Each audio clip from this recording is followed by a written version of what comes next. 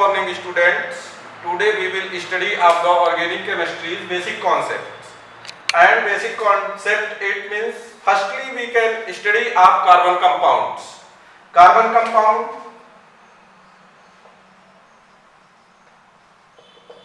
why we can study of carbon compound? Because our atmosphere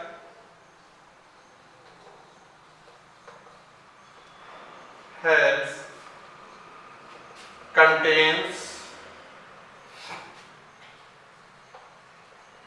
maximum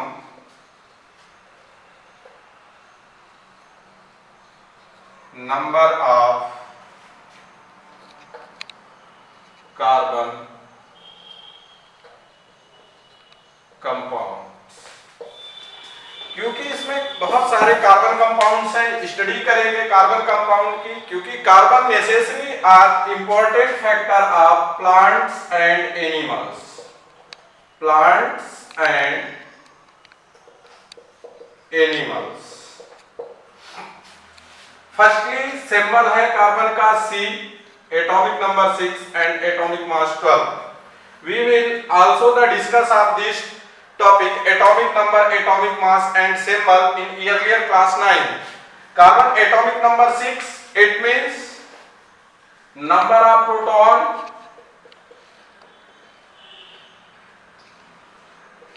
equal 6, number of electron equal 6. So we will study atomic number equal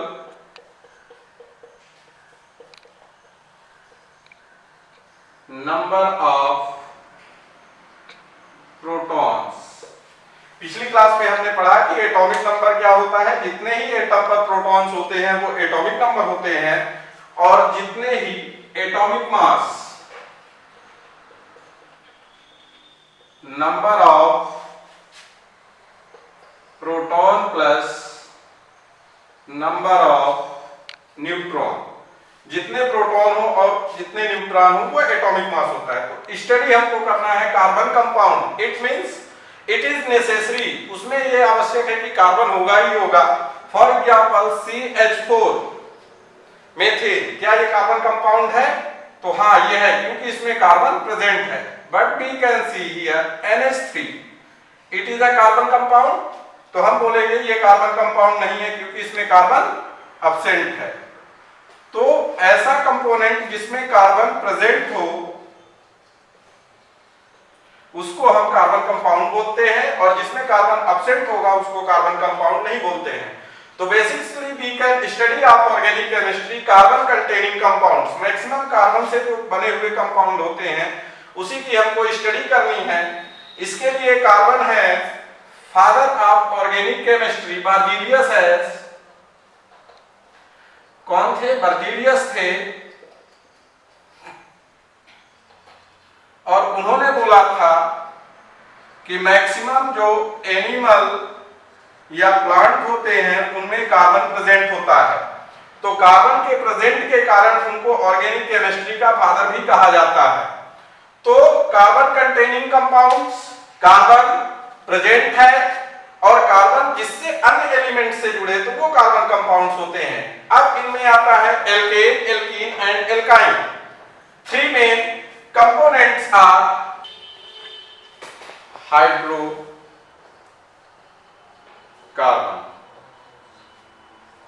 नाम में ही है hydrocarbons, means hydrogen plus carbon. जब hydrogen और carbon attach होंगे then formation of hydrocarbon.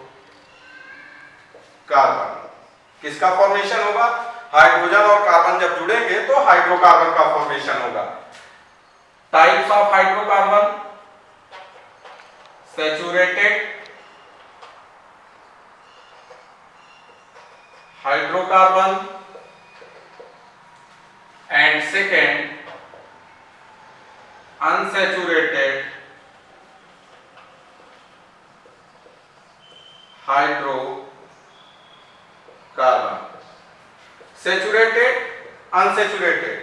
Saturated it means valency of carbon are completely fulfilled by the hydrogen atom or another atom. So it means contain alkane, and unsaturated alkene and alkyne.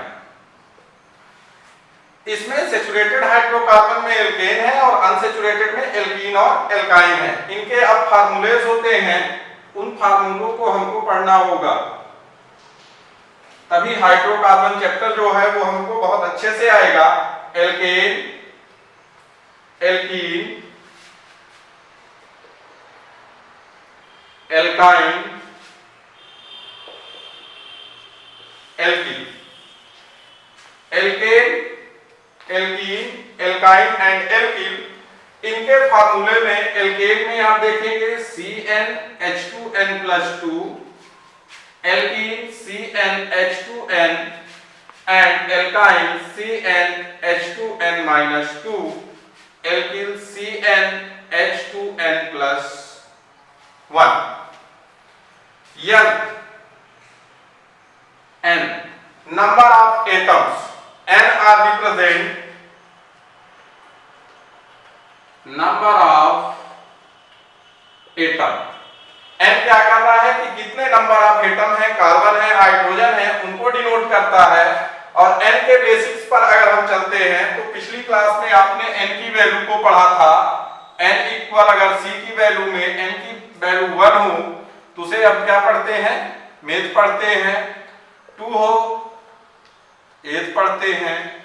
3 we can known as pro, 4 but, 5 pent, 6 hex, 7 hep, 8 oct, 9 non and 10 dec. इस नंबर के आधार पर आप क्या कर सकते हैं, उन कंपोनेंट का नाम रख सकते हैं कि वो एल्केन है कि एल्कीन है कि एल्काइन है कि एल्कीन है। केवल हमको क्या करना है, इस फार्मूले में n की वैल्यू को पुट करना है। n की वैल्यू अगर हम 1 रखें तो क्या होगा, n की वैल्यू 2 रखें तो क्या होगा, 3 रखें तो क्या होगा और 4 रखें तो क्या होगा। अगर उसके बेस पर हम रखते चल रहे हैं 1 2 3 4 तो उनके नाम के आगे हमें meth, eth, pro, but, pent, hex इस तरह से लगाते चलना है। जैसे एल्केन में है तो मेथ के आगे हम क्या जोड़ेंगे, ANE plus ANE, ENE, YNE and YN। ये नाम के आगे हमको जोड़ना है। Why we can add it? For example, अगर हम लेते हैं n की वैल्यू 1 लेते हैं तो Q we can known as CH4। CH4 are known as methane। क्यों हम जानते हैं उसको मेथेन, क्योंकि उसमें n की वैल्यू, अब देखिए आप CH4 C1H2 into 1 plus 2 equal क्या होगा, 1 2 1 या 2 plus 2 C1H4 और we can write here CH4। Carbon के नंबर ऑफ कार्बन एटम अगर 1 है तो क्या लिखेंगे, मेथ। तो यहां क्या लिखेंगे, मेथ किस फार्मूले पे रखा, एल्केन के फार्मूले पे, प्लस ANE मेथेन।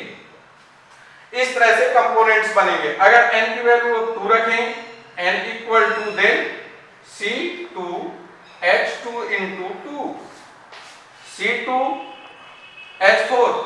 अब किसमें रखा, एल्कीन ग्रुप में रखा। 2 है कार्बन तो यहां से देखें 2 कार्बन में क्या है, एथ है तो एथ के साथ क्या जुड़ेगा, ENE जुड़ेगा, एथीन।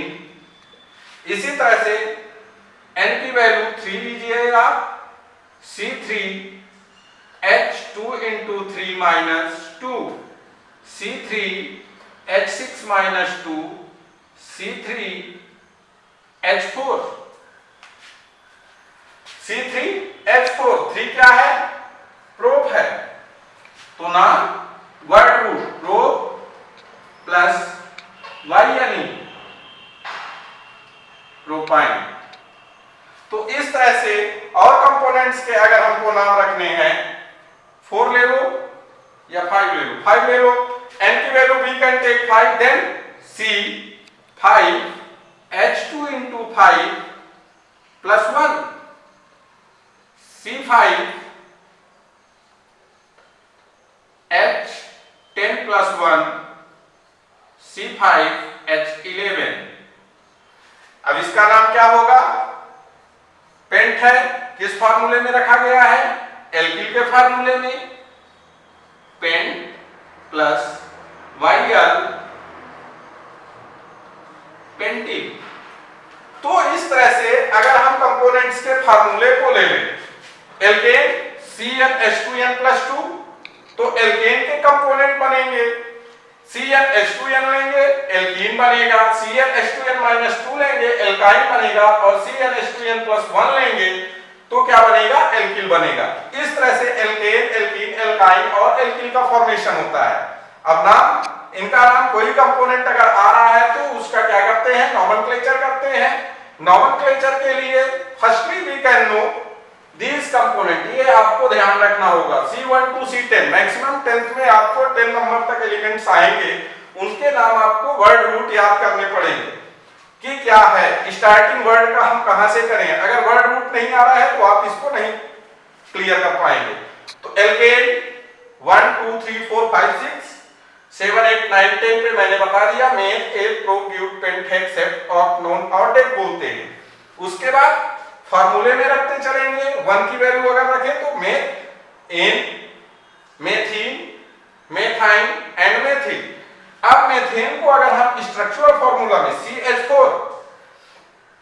CH4 को अगर देखें कि क्यों इसको सैचुरेटेड हाइड्रोकार्बन बोला जा रहा है, why we can known as saturated hydrocarbon are called alkane, क्यों ये सैचुरेटेड है? तो अगर इसका स्ट्रक्चर देखते हैं तो स्ट्रक्चर में हमको पता चलेगा हाइड्रोजन, हाइड्रोजन, हाइड्रोजन, हाइड्रोजन। अब आप सोच रहे होंगे कि मैंने इसको ऐसे क्यों बना दिया कि कार्बन के ऊपर चारों हाइड्रोजन एक तरफ से लगा दिए।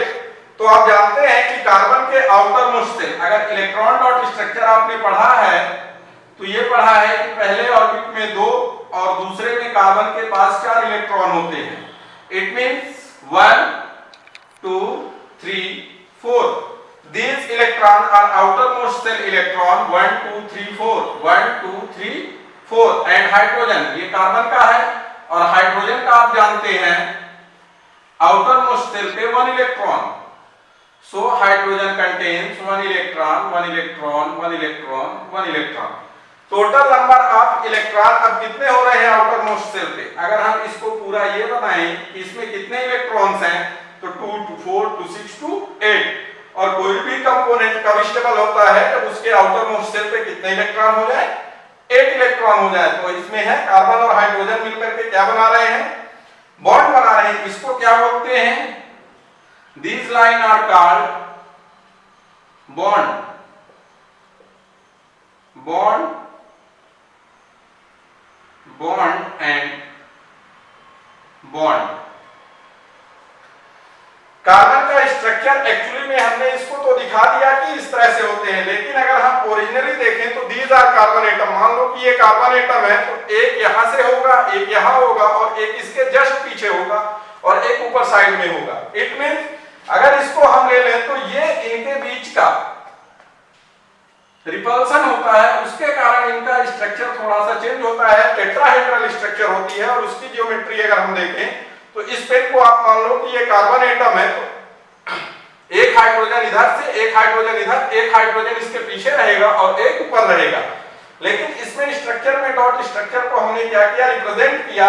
और एल्केन के स्ट्रक्चर में single bond, when carbon attach with single bond atom, carbon अगर सिंगल बॉन्ड से अटैच है तो वो एल्केन होगा और सिंगल बॉन्ड से अटैच है इसीलिए वो सैचुरेटेड है।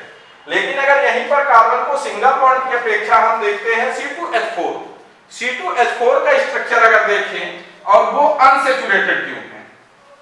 C2H4 CH2 double bond CH2, इसको और अगर हम इसको बनाएं C single bond H, single bond H, double bond C, single bond H, single bond H। तो ये कार्बन कार्बन के बीच जब डबल बॉन्ड या ट्रिपल बॉन्ड आ जाए, डबल बॉन्ड और ट्रिपल बॉन्ड, तो वो अनसैचुरेटेड हो जाते हैं, अनसैचुरेटेड हाइड्रोकार्बन है। तो ये डबल बॉन्ड है इसलिए ये अनसैचुरेटेड है और इनमें सिंगल बॉन्ड होते हैं इसलिए ये सैचुरेटेड होते हैं। इसके बाद आपको देखना है कि एल्केन, एल्कीन, एल्काइन, ये नेक्स्ट टर्म के लिए आपको नेक्स्ट क्लास में आप इनके 10 कंपोनेंट्स के नेम करेंगे।